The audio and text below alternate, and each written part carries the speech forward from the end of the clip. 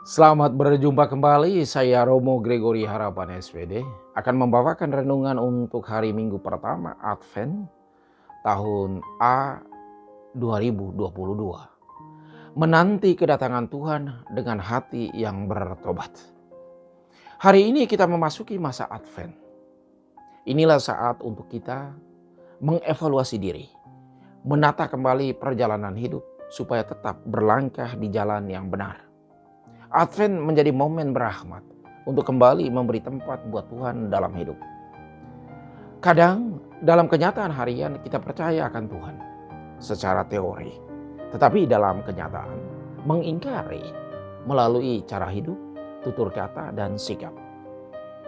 Dikala kita mengingkari Tuhan, serentak pada saat itu kedamaian hidup mulai hilang, kecemasan mulai muncul, dan ketakutan mulai terasakan. Hidup yang tidak dievaluasi tidak layak untuk dihidupi.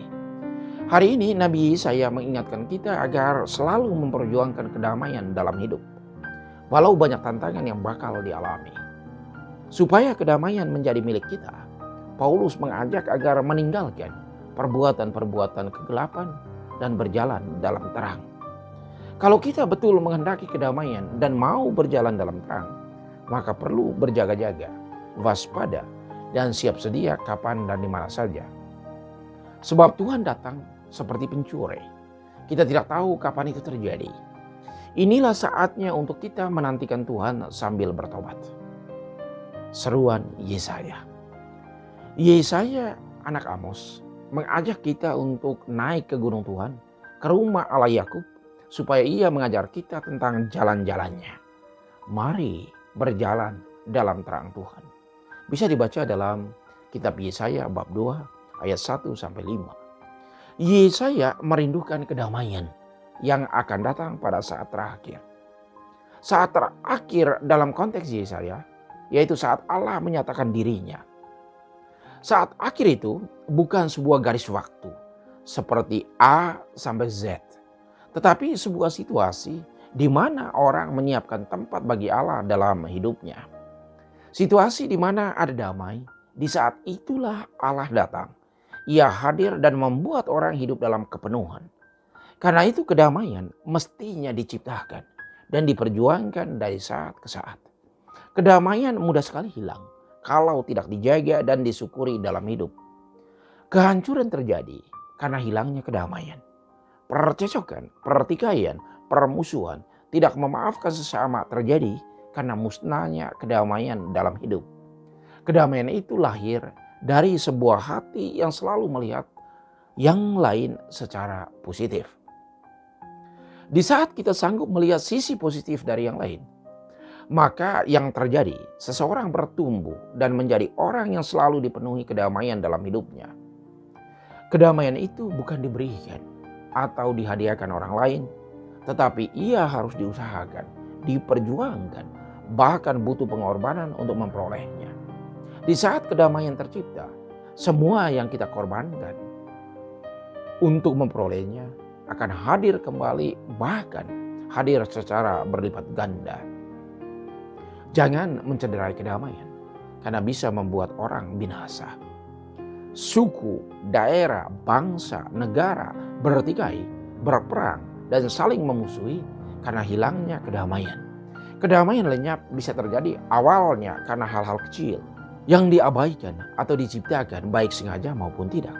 Hal-hal kecil itu bisa terjadi karena kesalahpahaman, ketersinggungan, kata-kata yang menyakitkan, atau kelakuan yang melecehkan. Advent mengajak kita untuk kembali menciptakan kedamaian dan keharmonisan dalam hidup dengan diri sendiri, dengan sesama, dan alam sekitar. Kedamaian adalah tempat untuk kerajaan Allah bertumbuh, berkembang, dan kemudian menjadi milik semua orang. Kedamaian itulah yang dirindukan oleh Yesaya. Karena itu ia mengingatkan orang agar selalu mengusahakan dengan mencari dan menciptakannya. Tuhan adalah sumber kedamaian sejati. Ajakan Santo Paulus. Keselamatan kita sudah dekat. Mari kita meninggalkan perbuatan-perbuatan kegelapan dan mengenakan perlengkapan senjata terang. Mari kita hidup dengan sopan, Jangan dalam pesta pora dan kemabukan, jangan dalam percabulan dan hawa nafsu, jangan dalam perselisihan dan iri hati. Kenakanlah Yesus Kristus sebagai perlengkapan senjata terang, bukan hal lain. Bisa dibaca dalam surat Rasul Paulus kepada orang Roma, bab 13 ayat 11 sampai 14. Paulus mengajak agar setiap pengikut Kristus menyadari bahwa perbuatan-perbuatan kegelapan, seperti yang sudah disebutkan di atas, harus ditinggalkan. Semua yang negatif, yang buruk, yang tidak baik harus ditinggalkan. Perbuatan kegelapan itu adalah semua hal yang membuat hidup orang tidak damai. Di saat kedamaian hilang, hidup orang menjadi serba susah, penuh dengan ketakutan, kecemasan, serta merasa tidak nyaman. Kedamaian menjadi hal mutlak yang harus diperjuangkan setiap orang agar hidupnya diwarnai oleh sukacita. Hal-hal yang membuat orang tidak damai, yaitu berada dalam situasi dosa seperti ketidakharmonisan dalam diri sendiri, sesama, dan alam sekitar. Ketidakselarasan ini mempengaruhi hubungan kita dengan Tuhan. Dikala Tuhan tidak diberi tempat dalam hidup, maka akan muncul banyak hal yang tidak menggembirakan terjadi. Di saat Tuhan diabaikan dalam hidup, maka perlahan-lahan hal yang negatif masuk dan mempengaruhi seseorang. Banyak contoh orang menderita karena mengabaikan Tuhan. Kaum biarawan, biarawati meninggalkan hidup membiara, figur publik yang korup, kaum muda yang terjerumus ke dalam dunia hedonisme, misalnya ketergantungan kepada zat-zat adiktif, sabu, ganja, heroin, atau pergaulan yang tidak sehat, pencurian, perampokan, pemerkosaan, pemerasan, dan penipuan. Di saat Tuhan diabaikan, maka orang mulai menghalalkan segala cara untuk mencapai tujuan. Agar situasi kegelapan itu tidak menguasai hidup seseorang, ia mesti membaharui hubungannya dengan Tuhan, memperbaiki hidup doa, dan selalu berjuang untuk melakukan hal yang positif dalam hidup. Cara yang efektif untuk bisa kembali memberi tempat buat Tuhan dalam hidup adalah bertobat. Yesus mengembalikan sukacita kepada orang yang membutuhkan pertolongannya dengan mengatakan, "Pergilah, imanmu telah menyelamatkan engkau. Jangan berbuat dosa lagi." Singkat kata, bertobatlah. Belajar dari pengalaman orang Israel. Yesus mengingatkan tentang peristiwa Nuh. Air bah memusnahkan segala sesuatu. Orang zaman Nuh tidak tahu bahwa malapetaka itu akan datang. Karena itu, semua dimusnahkan kecuali yang ada dalam perahu Nuh. Nuh menyiapkan perahunya bukan karena air bah sudah datang. Ia menyiapkan sebelum malapetaka itu terjadi. Nuh berjaga-jaga karena ia percaya, berjaga-jaga sebab kamu tidak tahu pada hari mana Tuhanmu datang. Seperti tuan rumah tidak tahu kapan pencuri akan datang.